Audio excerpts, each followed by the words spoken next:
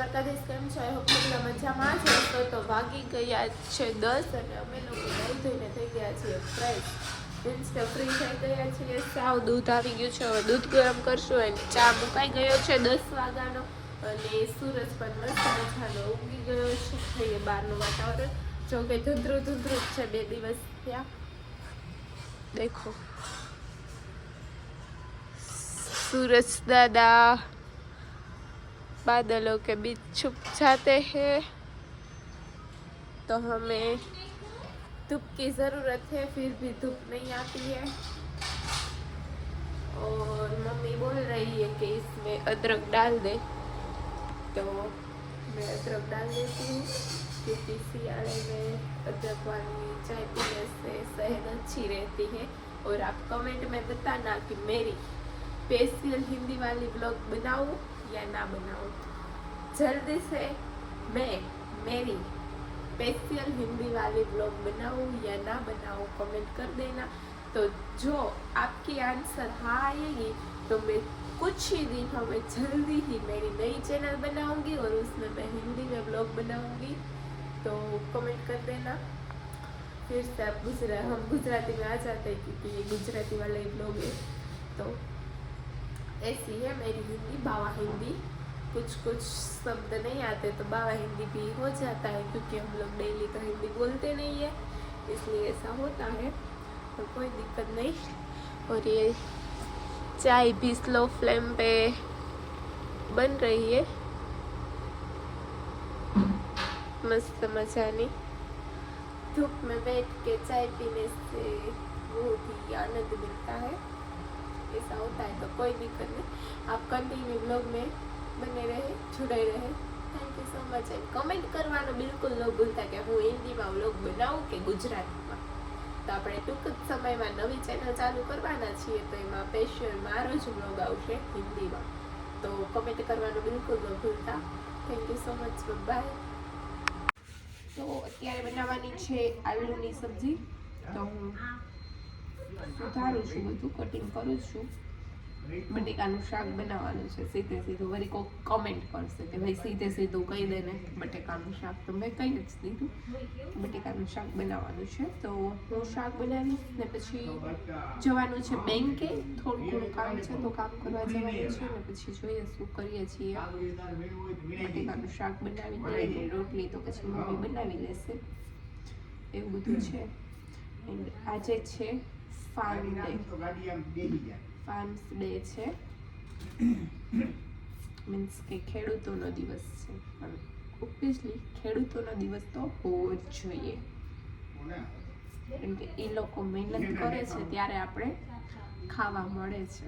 એ પરસેવો પાડે છે ત્યારે આપણે ખાઈ શકીએ છીએ કોઈ પણ વસ્તુ હોય, એવું બધું છે. તો કન્ટિન્યુ વ્લોગમાં બન્યા રહેજો. હેલો ફ્રેન્ડ્સ, તો અત્યારે અમે લોકો જઈએ છીએ બેંકે.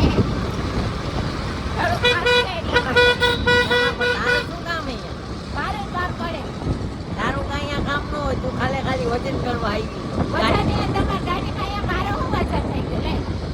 થઈ જાય અમારે નો રહી જાય.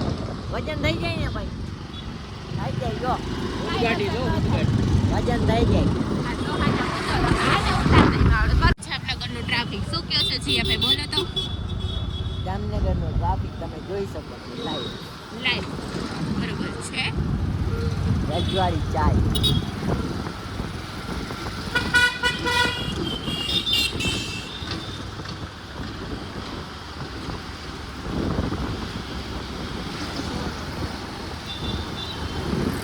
મને નથી લાગતું કે જામનગર ભવિષ્યમાં કોઈ દિવસ આગળ આવશે.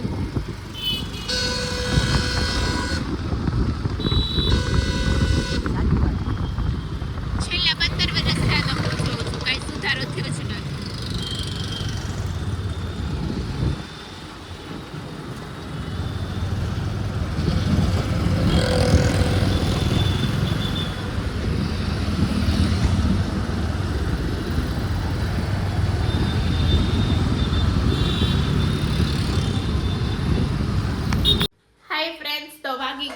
છે અત્યારે 1:30 વાગી ગયો છે અને અમે લોકો ઘરે પહોંચી ગયા છીએ. એટલે જમવાનું બની ગયું છે.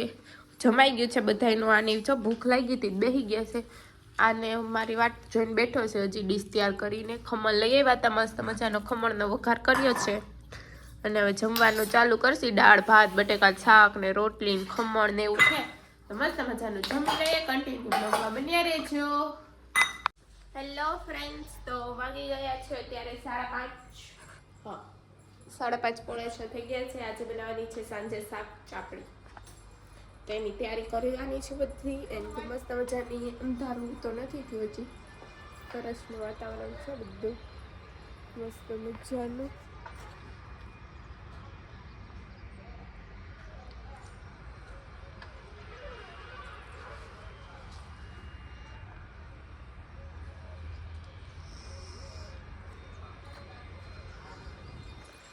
તો એવું બધું છે. તો હવે આપણે લોકો બનાવીશું શાક ચાપડી, બધું ખોલશું, એવું બધું કરશું. આ બધી તૈયારી છે, બધું કરવાનું છે. તો કન્ટિન્યુ બ્લોગમાં બન્યા રહેજો. તો ફ્રેન્ડ, શાક ચાપડી બનવાનું કામકાજ રેડી થઈ ગયું છે. શાક બફાઈ ગયું છે, ચાપડી તળવા મંડાઈ છે. ચાપડી તળાવા માંડી છે, શાક બફાઈ ગયું છે, છાશ ને એવું બધું રેડી થઈ ગયું છે. ફટાફટ શાકનો વઘાર દઈને જમી લઈશું. તો ફ્રેન્ડ્સ, અત્યારે ફાઇનલી સાંજ પડી ગઈ છે. તળાવની પારેથી આવતાર્યા છીએ. તળાવની પાસેથી આવતાર્યા છીએ. તો બધાને ગુડ નાઇટ. આ વ્લોગનો આપણે અહીંયા જ એન્ડ કરીએ છીએ. બધાને good night, take care, sweet dreams, love you guys, bye. મળીએ કાલ સવારે પાછા એક નવા વ્લોગ સાથે. ત્યાં સુધી બધા લાઈક, શેર ને સબસ્ક્રાઈબ કરી દેજો તમારા બધા જ ગ્રુપમાં. બાય. અમે લોકો તો સુઈ ગયા છીએ.